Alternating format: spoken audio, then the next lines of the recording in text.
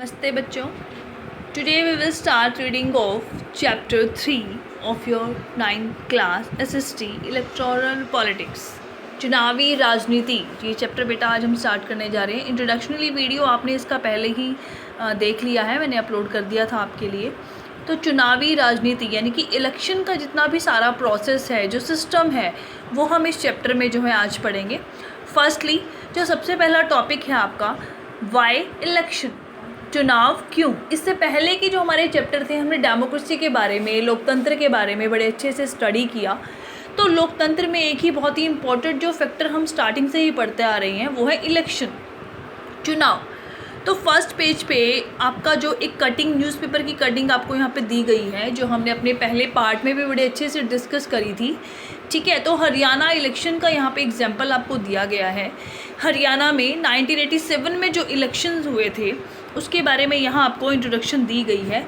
उस टाइम पे चौधरी देवीलाल जो हैं वो कांग्रेस पार्टी के ऑपोजिशन पार्टी में, जिन्होंने लोकदल पार्टी बनाई थी, तो इनके एवज में इलेक्शन में ये खड़े हुए थे. तो यहाँ पे जो ये न्यूज़पेपर कटिंग आपको दिखाई गई है, इसमें बताया गया है कि चौधरी देवीलाल जो उस समय हरियाणा के संघर्ष समिति के मेंबर थे और बहुत ही इम्पोर्टेंट नेता थे, बहुत ही बिजी लीडर उस टाइम पे वो थे.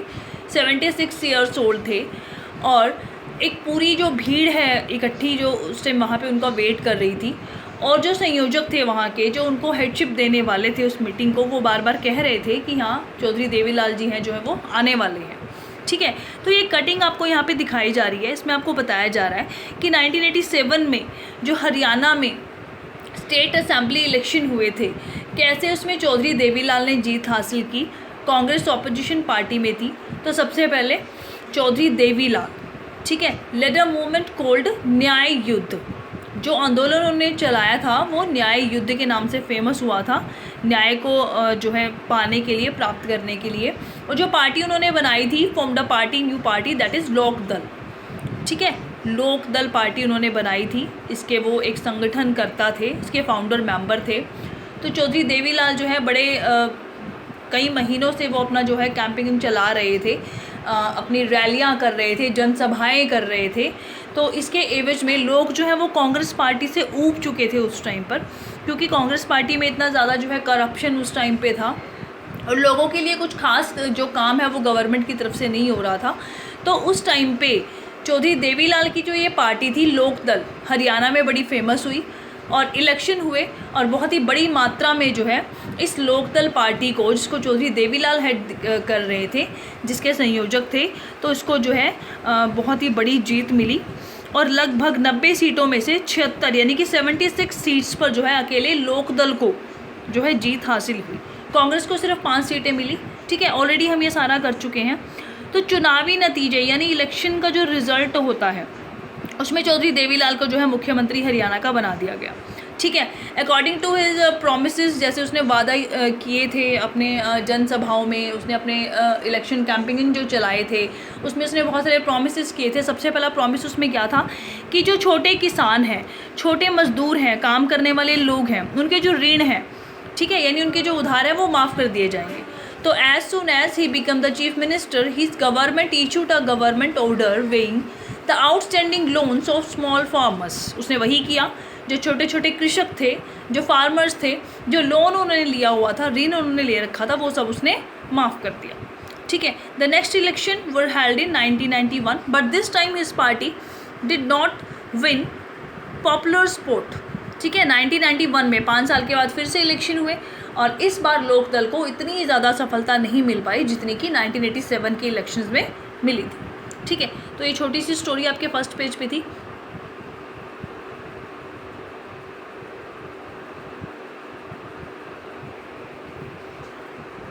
तो इस स्टोरी से हमें क्या समझ में आता है, जो ये एक न्यूज़ हेडलाइंस आपको बताई गई, इससे हमें क्या समझ में आता है कि जो इलेक्शन है, इलेक्शन कैंपेनिंग है, वो क्यों किए जाते हैं. ठीक है, सबसे पहले तो ये, और हर 5 साल बाद इलेक्शन होना, चुनाव होना क्यों ज़रूरी है, ये हमें इससे पता चलता है कि एक टाइम पे किसी गवर्नमेंट को अगर लोग पसंद नहीं कर रहे हैं, ताकि वो अपने एक जो उन्होंने लास्ट टाइम पे जो वोटिंग उन्होंने जिस पार्टी के लिए की, उस पार्टी को वो चेंज कर सके. ठीक है, तो इसके लिए इलेक्शन होते हैं. तो नेक्स्ट हमारा टॉपिक रहेगा, why do we need election, हमें इलेक्शन क्यों चाहिए.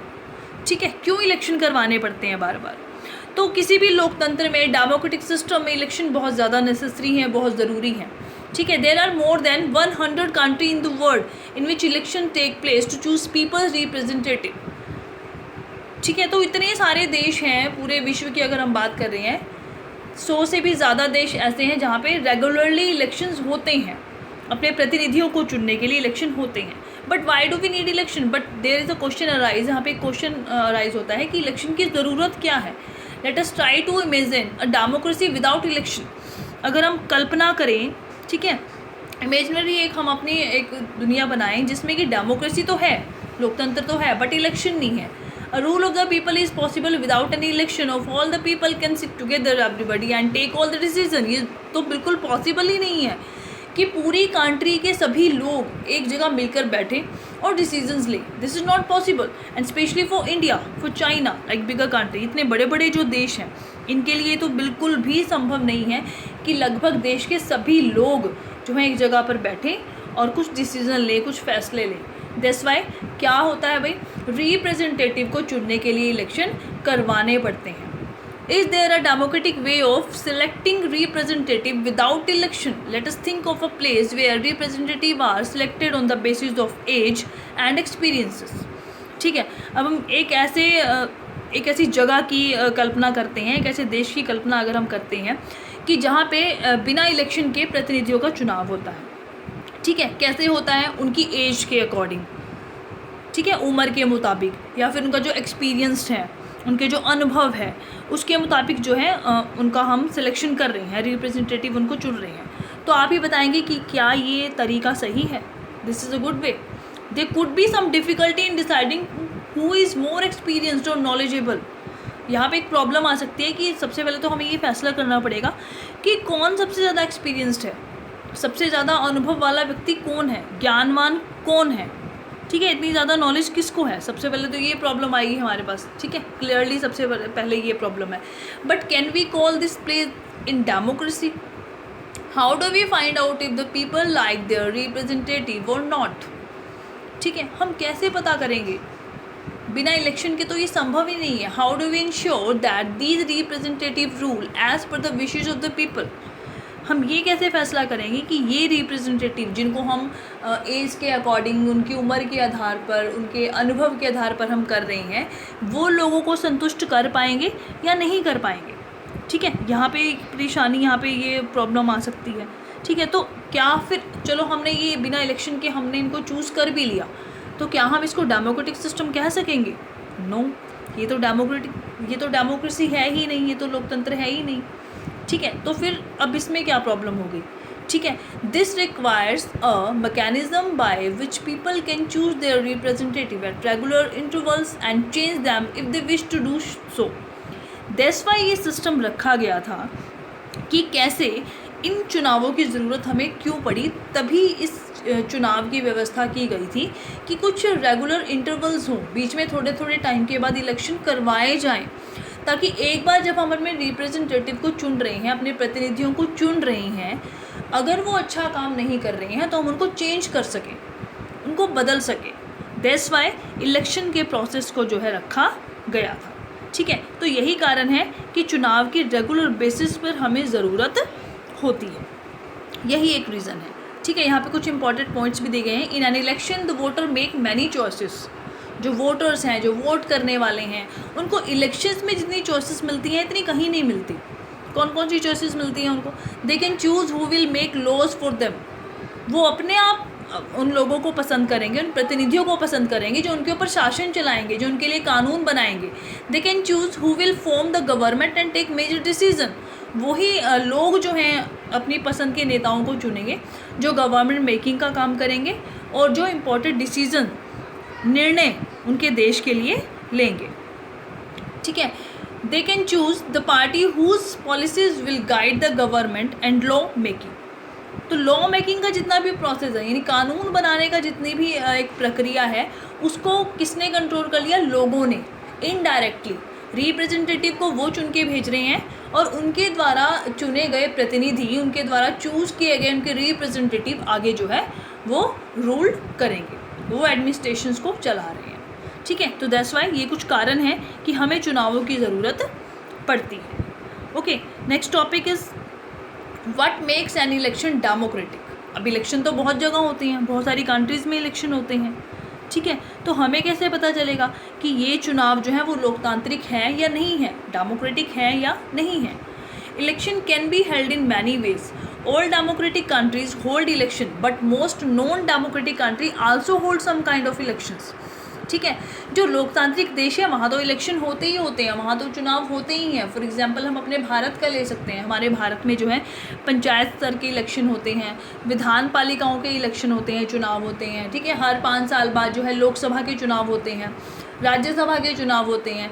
तो लेकिन जो नॉन डेमोक्रेटिक कंट्री हैं, जो अलोकतांत्रिक देश हैं, उनमें भी चुनाव होते हैं, ठीक है। अब यहाँ पे ये क्वेश्चन हमें थोड़ा कंफ्यूज कर सकता है कि जब वहाँ पे डेमोक्रेसी ही नहीं है, जब वहाँ पे लोकतंत्र ही नहीं है, तो इलेक्शन का क्या यहाँ पे क्या मतलब है, ठीक है। How do we disintroduce democratic election from any other elections. तो हम इनमें अंतर कैसे करेंगे। We have discussed this question briefly in chapter 1. We discussed many examples of country where election are held but they can't really be called democratic election. हमने अपने पिछले जो चैप्टर सभी पढ़े हैं, ठीक है, तो इसी के पोल साइंस के ही 9th क्लास के, तो इसमें हमने पढ़ा है मैक्सिको के बारे में, चाइना के बारे में, क्यूबा के बारे में, ठीक है, बर्लिन के बारे में, यानी कुछ ऐसे देशों के बारे में हमने पढ़ा है जिसमें हमें पता चलता है कि उसमें डेमोक्रेटिक सिस्टम नहीं है, लोकतांत्रिक देश नहीं है वो, लेकिन फिर भी वहाँ पे इलेक्शन होते हैं, हालांकि वो फ्री एंड फेयर इलेक्शन नहीं होते, ठीक है। तो डेमोक्रेटिक इलेक्शन की क्या कंडीशंस होती हैं, हमें कैसे पता चलेगा कि लोकतांत्रिक चुनाव ये हैं या नहीं है, ठीक है। तो यहाँ से आपका क्वेश्चन भी बनेगा, right the feature of democratic election, लोकतांत्रिक चुनाव की विशेषताएं बताइए। तो ये जो इंपॉर्टेंट पॉइंट्स हैं ये आप वहाँ से कर लेंगे। First, everyone should be able to choose. This means that everyone should have one vote and every vote should have equal value. तो सबसे पहला ये है भाई, सबसे पहली विशेषता, सबसे पहला जो फीचर है वो ये है कि हर किसी को वोटिंग करने की पूरी आज़ादी दी जाएगी, ठीक है। हर किसी को चुनाव करने की जो है पूरी एक वोट डालने की स्वतंत्रता मिलेगी और उसकी जो वोट की वैल्यू है वो इक्वल होगी, यानी समान रूप से सभी का वोट, सभी का मत जो है वो मूल्यवान होगा। Second, there should be something to choose from. Parties and candidates should be free to contest election and should offer some real choice to the voters. Second क्या है भाई, दूसरी क्या विशेषता है इसकी, दूसरी विशेषता ये है कि चुनाव में विकल्प उपलब्ध हो जाएंगे, ठीक है। जितनी भी पार्टियां बनी हुई हैं, जो कैंडिडेट हैं, जो उम्मीदवार जो खड़े हुए हैं इलेक्शन में, सबको जो है ऐसी चॉइसेस मिलेंगी कि वो एज अ कैंडिडेट चुनाव लड़ भी सकते हैं और जो मत डालने वाले हैं, जो वोटर्स हैं, उनको भी बहुत सारे जो है एक अलग अलग चॉइसेस मिल जाएंगी, क्योंकि पार्टियां इतनी सारी होती हैं डेमोक्रेटिक सिस्टम में, ठीक है। Third, the choice should be offered at regular interval. Elections must be held regularly after every few years, ठीक है। तीसरा क्या होगा भाई कि चुनाव के अवसर जो है वो नियमित मिलते रहेंगे एक विशेष अंतराल पर, यानी कि जैसे हमारे देश में वो इंटरवल जो टाइमिंग है वो क्या है भाई 5 ईयर्स, हर 5 साल बाद इलेक्शन होते हैं, यानी कि रेगुलर होंगे इलेक्शन। ये नहीं है कि एक बार इलेक्शन करवा दिए तो 20-25 साल हम उसी पार्टी को ही जिताते रहेंगे, उसी पार्टी को हम मानते रहेंगे, ऐसा नहीं होगा, ठीक है। Fourthly, the candidate preferred by the people should get elected. चौथा क्या है भाई, लोग जिसे चाहे वास्तव में चुनाव उसी का होना चाहिए, ठीक है। यानी कि जो हम वोट डाल रहे हैं, जो मत हम डाल रहे हैं, अपनी वोटिंग जो हम कर रहे हैं वो कैसी होनी चाहिए, फ्री एंड फेयर। हमें किसी के दबाव में आके वोटिंग नहीं करनी है, एक्चुअली में लोग जिसको पसंद कर रहे हैं उसी का चुनाव होना चाहिए, यानी उसमें कहीं किसी तरह का भ्रष्टाचार, करप्शन नहीं होना चाहिए, ठीक है। Fifth is election should be conducted in a free and fair manner where people can choose as they really wish, ठीक है। चुनाव जो है स्वतंत्र और निष्पक्ष ढंग से होने चाहिए, जिससे लोग सचमुच अपनी इच्छा से अपनी मर्जी के कैंडिडेट को, उम्मीदवार को चुन सकें। तो ये सारे फीचर्स हैं, ठीक है, ये सारी एक विशेषताएं हैं चुनावों की, कि चुनाव जो है, लोकतांत्रिक चुनाव जो है वो ऐसे होने चाहिए। Okay, these might look like very simple and easy condition, but there are many countries though where these are not fulfilled. ये सारी चीज़ें जो अभी पॉइंट्स हमने पढ़े, 5 पॉइंट्स हमने पढ़े, ये देखने में तो बहुत ईजी लग रहे हैं, बहुत आसान लग रहे हैं, ठीक है, बट बहुत सारी कंट्री, बहुत सारी क्या, आप सारी ही कंट्रीज़, डेमोक्रेटिक कंट्रीज़ की अगर हम बात कर रहे हैं तो किसी में भी इन सारी चीज़ों को, इन 5 विशेषताओं को फुलफ़िल नहीं किया जा रहा है, ये नहीं मिलती हैं इलेक्शंस में, ठीक है।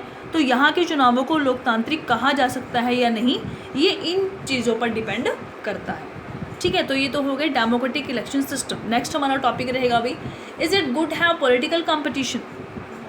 क्या ये जो राजनीतिक मुकाबला चल रहा है, ये जो आपस में एक दूसरे से आगे बढ़ने की, जीतने की, ज़्यादा से ज़्यादा वोट लेने की जो प्रक्रिया, जो प्रोसेस चलता है, क्या ये अच्छा है देश के लिए, ठीक है। क्या ऐसा तो नहीं है कि इससे देश का जो टाइम है वो ख़राब हो रहा है, पैसा ख़राब हो रहा है। तो ये हमारा नेक्स्ट टॉपिक रहेगा। Election are this all about political competition. This competition take various form. The most obvious form is the competition among political party at the constituencies level, ठीक है। कॉन्स्टिट्यूंट लेवल क्या होते हैं भाई, अलग अलग कॉन्स्टिट्यूशंस बना दी जाती हैं, निर्वाचन क्षेत्र बना दिए जाते हैं, ठीक है। संवैधानिक क्षेत्र भी कहते हैं हम उसको, निर्वाचन क्षेत्र भी कहते हैं। तो ये हर राज्य में स्टेट लेवल पे अलग अलग कॉन्स्टिट्यूशंस बना दी जाती हैं, निर्वाचन क्षेत्र बना दिए जाते हैं उस स्टेट की पॉपुलेशन के अकॉर्डिंग। यानी किसी भी राज्य की, फॉर एग्जांपल हरियाणा, जितनी जनसंख्या यहाँ की है, जितनी पॉपुलेशन यहाँ की है, उसके अकॉर्डिंगली वहाँ पे निर्वाचन क्षेत्र बना दिए जाएंगे, ठीक है। It takes the form of competition among several candidate. If there is no competition, election will become pointless. अगर इलेक्शन में कंपटीशन नहीं है, मुकाबला नहीं है, तो फिर इलेक्शन का मतलब ही नहीं है। यानी ये जो राजनीतिक प्रतिद्वंदता है, राजनीतिक मुकाबला है, ये होनी ज़रूरी है। But there is a question arise कि क्या ये अच्छी है, क्या ये होनी चाहिए, मुकाबला होना चाहिए। Clearly an electoral competition has many demerits. इसकी बहुत सारी कमियां भी हैं, ठीक है। डेमेरिट्स यानी हानियाँ, इसमें कमियां भी हैं बहुत सारी, ठीक है। इससे क्या होता है, it create a sense of disunity and factionalism. Factionalism एक वर्ड यहाँ पे बहुत इंपॉर्टेंट वर्ड है जो आपके लिए आया है, पार्टी पॉलिटिक्स, ठीक है। फैक्शनलिज्म का मतलब होता है पार्टी पॉलिटिक्स या फिर गुटबाजी। दूसरे शब्दों में एक वर्ड इसके लिए यूज़ करेंगे हम, हिंदी में भी इसे कहेंगे गुटबाजी। यानी इलेक्शन के टाइम पे पूरे देश में, बस्तियों में, गाँवों में, शहरों में, इवन हमारे घर में भी अलग अलग पार्टी को सपोर्ट करने वाले लोग हो जाते हैं, अलग अलग गुट बन जाते हैं, ठीक है। तो ये गलत है, ये अगर हो रहा है ये गलत है। You would have heard of people complaining of party politics in your locality. Different political parties and leaders often level allegations against one another. अलग अलग पार्टी जो लीडर हैं वो एक दूसरे के खिलाफ बहुत गलत गलत बातें भी करते हैं, एक दूसरे पर आरोप भी लगाते हैं अलग अलग पार्टियाँ, ताकि उनकी अपनी पार्टी तो पॉपुलर हो जाए, लेकिन जो उनके ऑपोजिशन में जो पार्टीज़ खड़ी हैं, उनके विरोध में जो पार्टीज़ खड़ी हैं, उनको वो किसी तरह नीचे गिरा दें, ठीक है। Dirty tricks to win election.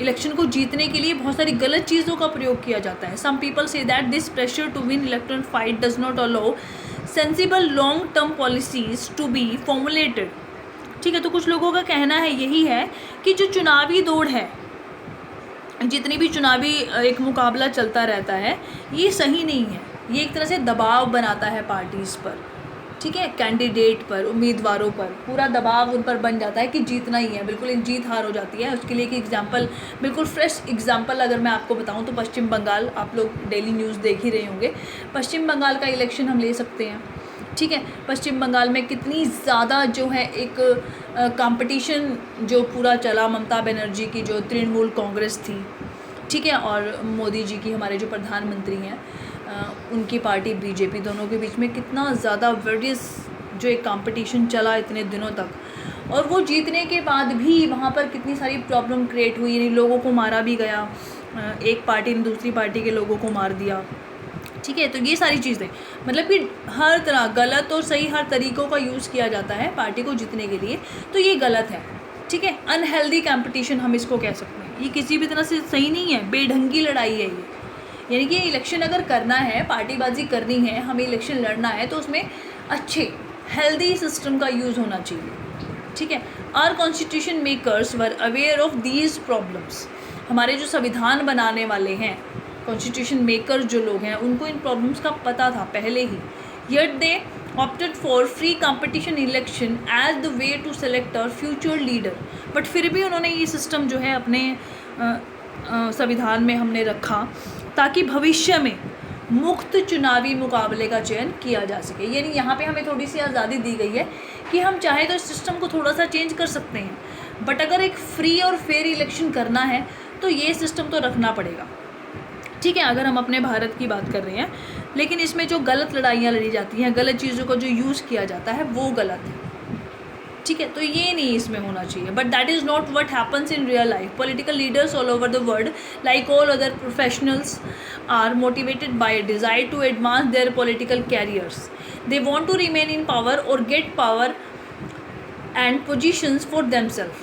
They may wish to serve the people as well. यानी सारे लोग ऐसे नहीं हैं, सभी लोग ऐसे नहीं हैं। ठीक है, कि सभी लोग ही गलत कर रहे हैं गलत तरीक़ों से।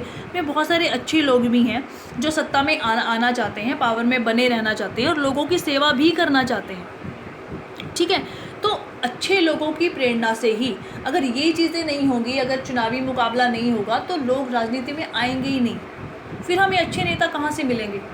तो ये मुक्त मुकाबला होना ज़रूरी है, फ्री कंपटीशन होना इलेक्शन में ज़रूरी है, तभी हमें अपने जो भविष्य में, अपने फ्यूचर में एक जो अच्छे लीडर हैं वो हमें मिल सकते हैं। ठीक है, they want to remain power, वो तभी तो शक्ति में रहने की कोशिश करते हैं। और ऐसे लोगों को हमारा भी मतलब वोटर्स का भी ये ड्यूटी हो जाती है वोटर्स की, कि हम ऐसे लीडर्स को, ऐसे नेताओं को सत्ता में रखें, beside even when they wish to serve the people. ठीक है, तो how do we deal with this real life situation. अब आगे यहाँ पे क्वेश्चन पुट किया गया है कि ऐसी स्थिति में, ऐसी वास्तविकताओं का, ऐसी सिचुएशंस का हम सामना कैसे करें। One way is to try and improve the knowledge and character of political leaders. Firstly तो यही है, ठीक है, कि एक तो यही है कि जो राजनेता हैं उनके ज्ञान और चरित्र में बदलाव होना चाहिए। ठीक है, पॉलिटिकल जो लीडर हैं उनकी जो, जैसे अगर हम अपने भारत की बात कर रहे हैं तो उनका जो एक मैनर्स है, नॉलेजेबल सिस्टम, यानी एक उनके लिए भी पूरा जो चुनाव लड़ने के लिए पूरा एक सिस्टम रखना चाहिए कि उनकी अच्छी सी उनकी एजुकेशन स्किल भी उनके अच्छे हों और करेक्टर उनका अच्छा हो। उन्हीं लोगों को पॉलिटिकल सिस्टम में एंटर करने की परमिशन होनी चाहिए। ठीक है, firstly the other and more realistic way is to set up a system where political leader are rewarded for serving the people and punished for not doing so. दूसरा तरीका क्या है भाई, कि ऐसी व्यवस्था बनाएं कि जो सेवा करने वाले जो लीडर्स हैं, लोगों की सेवा करने वाले जो नेता हैं, उन्हें तो रिवार्ड मिलना चाहिए, इनाम मिलना चाहिए, और जो ये नहीं कर रहे हैं उनके लिए पनिशमेंट भी होनी चाहिए। ठीक है, हु डिसाइड दिस रिवार्ड और पनिशमेंट। अब यहाँ पे क्वेश्चन क्या है कि कौन यहाँ पे जो है डिसाइड करेगा, कौन बताएगा कि क्या उनको सज़ा देनी चाहिए और क्या उनको इनाम देने चाहिए। The simple answer is the people. This is what electoral competition does. लोग तय करेंगे उसके लिए। ठीक है, regular electoral competition provide incentive to political parties and leaders. जो रेगुलर जो चुनाव हो रहे हैं, लगातार जो चुनाव होते हैं, ये होने बहुत ज़रूरी है कि जो लीडर्स, जो नेता अच्छे काम करेंगे उनको बार बार वोट मिलती रहेगी, क्योंकि सबको पता है कि 5 साल बाद फिर चुनाव होने हैं। तो इस आइडिया को लेकर भी जब ये रेगुलर इलेक्शंस होते हैं, इसकी वजह से भी लोग अच्छे काम करना पसंद करते हैं। Okay, so if a political party is motivated only by desire to be in power, अगर कोई पॉलिटिकल पार्टी सत्ता में रहना चाहती है, काम करना चाहती है, तो ये उसको पक्का पता होना चाहिए कि जो प्रॉमिसेस उसने किए थे, जो योजनाएं उसने दी थी जब इलेक्शन वो लड़ रहा था, वो पूरी होनी ज़रूरी है। This is a bit like the way market works. Even if a shopkeeper is interested only in his profit, he is forced to give good service to the customers। बिल्कुल मार्केट सिस्टम जैसे होता है कि जब हम किसी दुकानदार पे जाते हैं, वो दुकानदार चाहता है कि मेरा सामान ज़्यादा से ज़्यादा बिके, मेरे पास लोग ज़्यादा से ज़्यादा आए, तो वो क्या करेगा, अच्छी सर्विसेज देगा अपने कस्टमर्स को, अच्छी चीज़ें देगा, ना कि बेकार चीज़ें देगा। ठीक है, तो अच्छी चीज़ें देगा तभी उसकी दुकान चलेगी। बिल्कुल सेम सिस्टम पॉलिटिकल पार्टीज़ में, पॉलिटिकल सिस्टम में होना चाहिए कि अगर कोई लीडर, कोई नेता अच्छा काम कर रहा है, अच्छे से लोगों की सेवा कर रहा है, जो उससे उम्मीद की गई थी वो कर रहा है, तभी उसे जो है सत्ता में बने रहने का हक होना चाहिए, तभी उसे एडमिनिस्ट्रेशंस को आगे जो है कॉल ओवर करने का, कैरी ऑन करने का जो है उसे एक अवसर मिलना चाहिए, अदरवाइज़ उसे वहाँ से हटा देना चाहिए। ठीक है, the customer will go to some other shop. बिल्कुल वही, जैसे कि हमें एक दुकान से अगर अच्छा सामान मिलना बंद हो जाता है तो हम किसी दूसरी दुकान पे जाते हैं, सेम यही होना चाहिए कि कोई अगर लीडर, कोई नेता हमारे लिए अच्छा काम नहीं कर रहा है तो हम उसे सत्ता से हटा दें, नेक्स्ट टाइम हम उसे वोट ना दें। Political competition may cause division and some ugliness, but it finally helps to force political parties and leaders to serve the people. ठीक है, अब इसमें कुछ कमियां भी हैं भाई, जैसे अभी तक हमने जो सिस्टम पढ़ा, कमियां भी हैं, इसके फ़ायदे भी हैं, नुकसान भी हैं, बट फिर भी नेसेसरी, ये ज़रूरी है, इलेक्शन सिस्टम होना ज़रूरी है, इसके बिना कोई भी लोकतंत्र जो है वो नहीं चल सकता. ओके, सो नेक्स्ट हमारा टॉपिक रहेगा what is the system of election in India में. जो इलेक्शन सिस्टम है वो हम पढ़ेंगे, ये हमारा नेक्स्ट टॉपिक रहेगा. नेक्स्ट वीडियो में हम इसको डिस्कस करेंगे. So take care all of you.